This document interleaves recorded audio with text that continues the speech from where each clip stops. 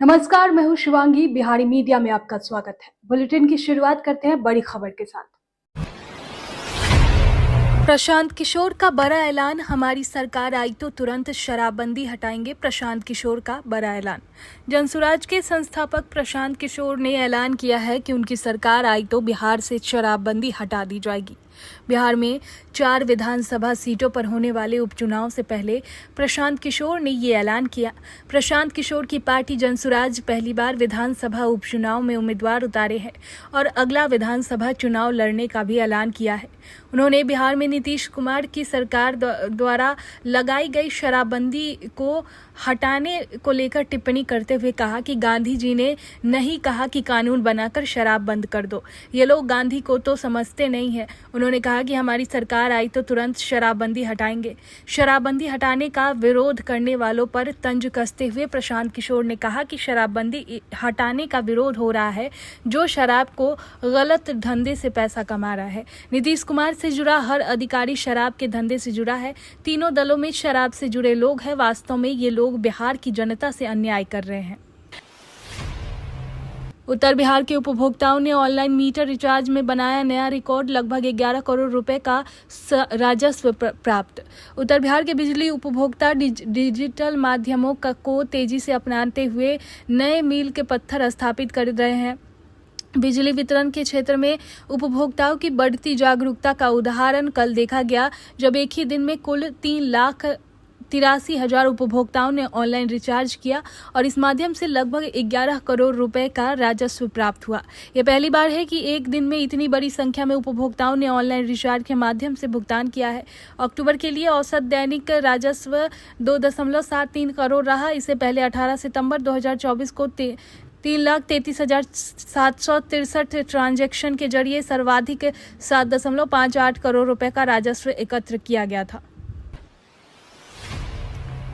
देश में पहली बार एक साथ 3 ट्रांसजेंडर दरोगाओं को मिले ज्वाइनिंग लेटर। लंबी कानूनी लड़ाई के बाद मिली जीत, सीएम नीतीश देंगे लेटर। बिहार देश का एक ऐसा पहला राज्य होगा जहां 3 ट्रांसजेंडरों को एक साथ दरोगा पद के लिए नियुक्ति पत्र सौंपा जाएगा। मुख्यमंत्री नीतीश कुमार सूबे के नवनियुक्त 1239 पुलिस अवर निरीक्षकों को नियुक्ति पत्र देंगे। जानकारी के अनुसार जिन 3 ट्रांसजेंडर दरोगाओं को नियुक्ति पत्र मिलेगा उनमें एक ट्रांस वुमेन और 2 ट्रांसमैन शामिल है। माधवी मधु कश्यप पहली ट्रांस वुमेन है जो दरोगा बनेगी, जबकि रोनित झा और बंटी कुमार ट्रांसमैन है। देश में बिहार पहला राज्य होगा जहां 3 ट्रांसजेंडरों को एक साथ दरोगा पद के लिए नियुक्ति पत्र सौंपा जाएगा।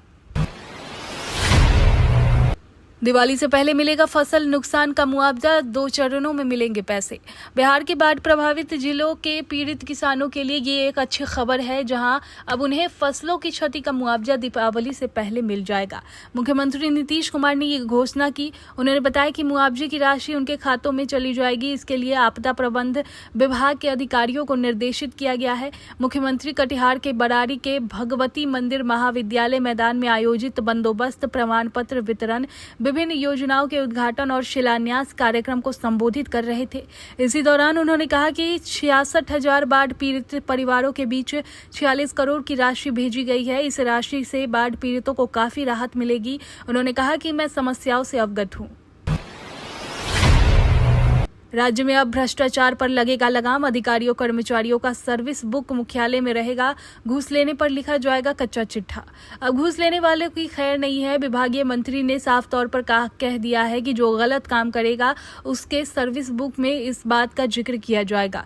मुख्यालय में सर्विस बुक जमा किया जाएगा, वहीं कच्चा चिट्ठा लिखा जाएगा। अंचलाधिकारी सहित राजस्व एवं भूमि सुधार विभाग के सभी पदाधिकारियों और कर्मचारियों का सर्विस बुक अब विभाग के मुख्यालय में जमा होगा, जहां उनका कच्चा चिट्ठा सर्विस बुक में अंकित किया जाएगा। 300 सर्विस बुक को मुख्यालय में जमा कर दिया गया है। बाकी बचे 147 सर्विस बुक सप्ताह के भीतर मुख्यालय में जमा कराया जाएगा। इस बात की जानकारी विभागीय मंत्री दिलीप जायसवाल ने पत्रकारों को दी। बिहार के राजस्व एवं भूमि सुधार मंत्री दिलीप जायसवाल ने बताया कि राजस्व विभाग के पदाधिकारी, अंचलाधिकारी और अन्य पदाधिकारियों की सेवा पुस्तिका यानी सर्विस बुक को मुख्यालय में जमा कराना होगा, जहां इनका कच्चा चिट्ठा सर्विस बुक में अंकित किया जाएगा। मुख्यालय में service book up to date होगा। उन्होंने बताया कि पहले जब इन पर कार्रवाई होती थी तब सेवा पुस्तिका में इस बात का जिक्र नहीं होता था, इसलिए इतने लंबे समय से भ्रष्टाचार बढ़ा हुआ है। बिहार में डेंगू का प्रकोप, अब तक 13 लोगों की मौत, 2500 पीड़ित। बिहार के पटना में एनएमसीएच में भर्ती एक अन्य डेंगू के मरीज की मौत हो गई, जबकि बीते 24 घंटे के अंदर पटना में डेंगू के 64 नए मामले सामने आए। बिहार में मरीजों की संख्या बढ़कर 2437 हो गई। जानकारी के अनुसार बुधवार को पटना के कंकरबाग में 10, पाटलिपुत्र में 15, अजीमाबाद में 11, एनसीसी में 7, बांकीपुर में 4 और पटना सिटी में 2 मरीज मिले। वहीं प्रदेश में अभी तक 146 डेंगू के नए मरीज सामने आए। इसके राज्य में डेंगू मरीजों की कुल संख्या 4976 हो गई है। वहीं डेंगू के साथ चिकनगुनिया का प्रकोप भी बढ़ते जा रहा है। पटना में चिकनगुनिया का भी एक नया मरीज मिला। बुधवार को चिकनगुनिया के भी 5 नए मामले सामने आए। पाटलिपुत्र में 20, कंकरबाग में 19, एनसीसी में 6, अजीमाबाद में और बांकीपुर में 2 डेंगू पीड़ित मिले। दानापुर और फुलवारी प्रखंडों में 3, जबकि मनेर में भी कुछ मरीज मिले।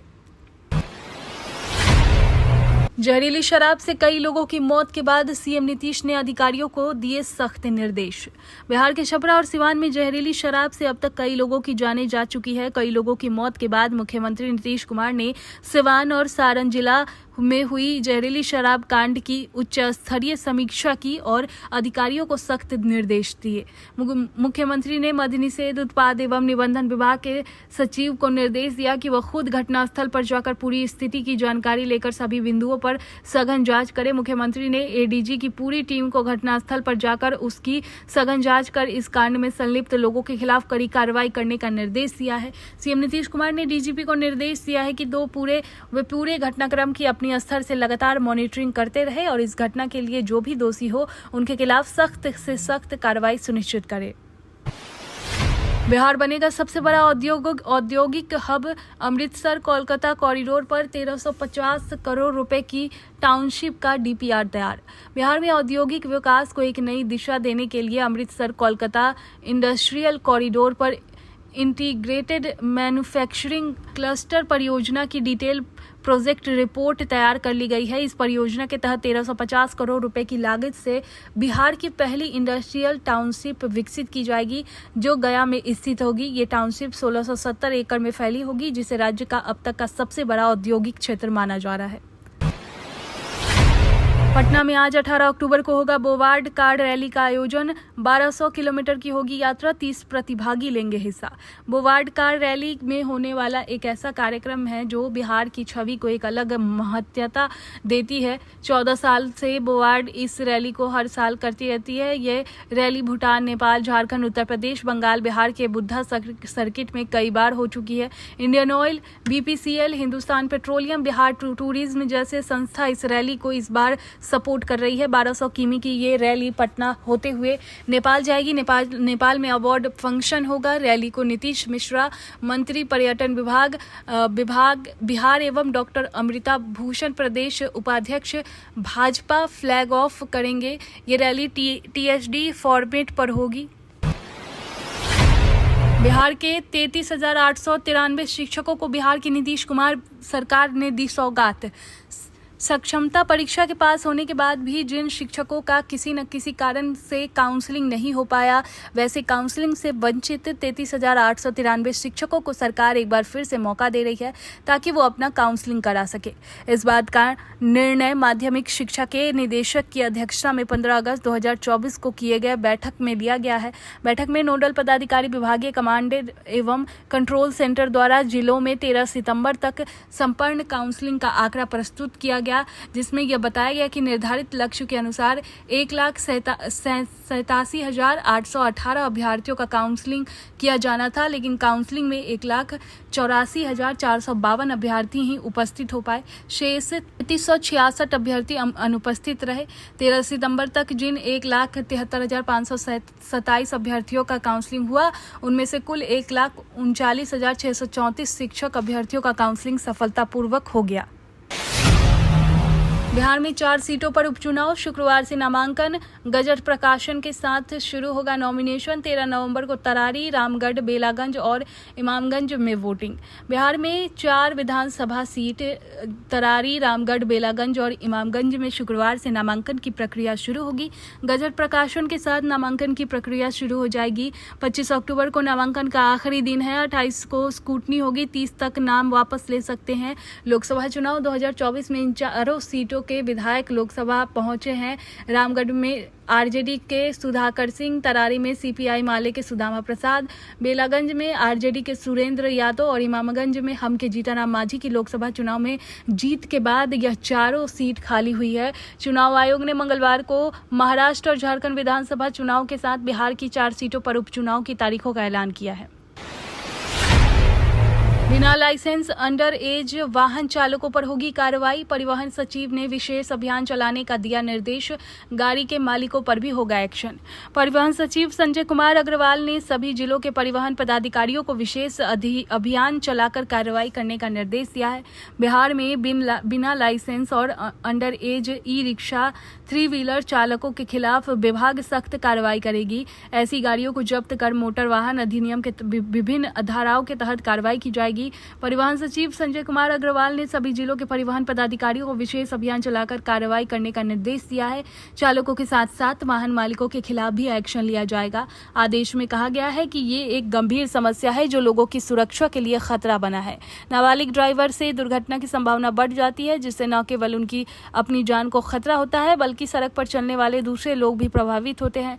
परिवहन पदाधिकारी, एमवीआई और ईएसआई के नेतृत्व अभियान चलाया जाएगा। इस दौरान चालकों के लाइसेंस और गाड़ी के पेपर की जांच की जाएगी। आम जनता से अपील करते हुए कहा कि बच्चों को वाहन चलाने की अनुमति न दे, ताकि सड़क दुर्घटनाओं को रोका जा सके। नियम की अवहेलना पर अभिभावकों के खिलाफ भी एक्शन लिया जाएगा।